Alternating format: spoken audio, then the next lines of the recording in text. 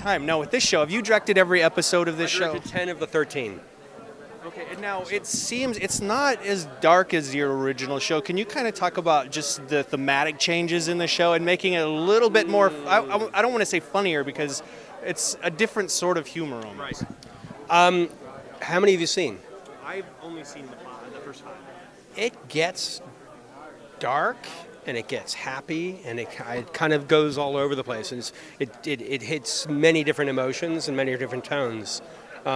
It's not as dark visually as the Australian show, and it's probably more. I guess Sunny California kind of adds to it too. It brings a different kind of vibe to the whole. Yeah, I think the vivid, popping colors of California. We wanted to play as a character. Really wanted to feel Venice. No, I want to know, as a dog owner myself, are we ever going to see this from everybody else's point of view, or would that break the line too much and kind of ruin what you guys are doing? We will never see that. Never. We will never see that. So, which I think is great because I think it explains too much, and I think it's better to have questions than answers. well, do you ever have those images as a director in your head yourself of what the actual dog looks like and is doing, or do you put that out of your head and just focus on what he's doing? No, yeah, I have to keep in mind what he is, what he looks like, and what he's doing. I have to imagine what a dog would be doing in that sort of situation. But I mean, Jason's been doing this a long time, so he kind of keeps us true to that as well.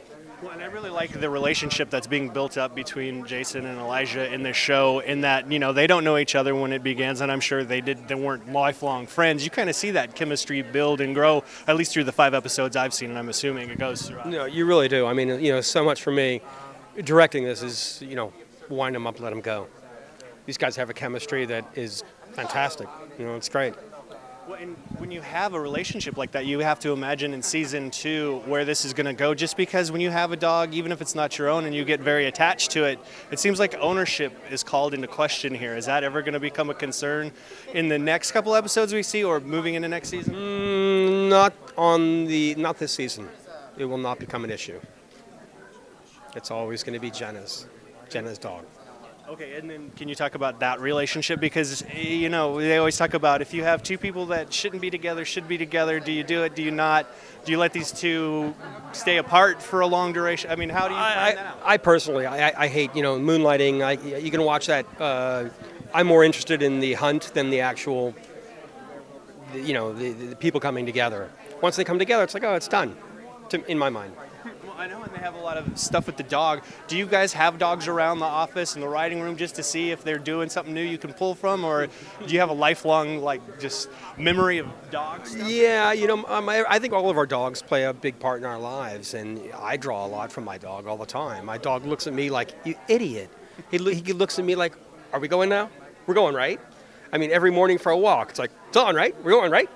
It's you've had a cup of tea and you've been to the bathroom, let's go. I think they talk to us. Well, do you find that people that don't own dogs aren't liking or getting as much out of the show as dog owners are? I think everybody has, dogs are kind of a universal experience. Everybody knows of a dog or can feel for a dog's. Whether they own dogs or not, I think they all get something out of it.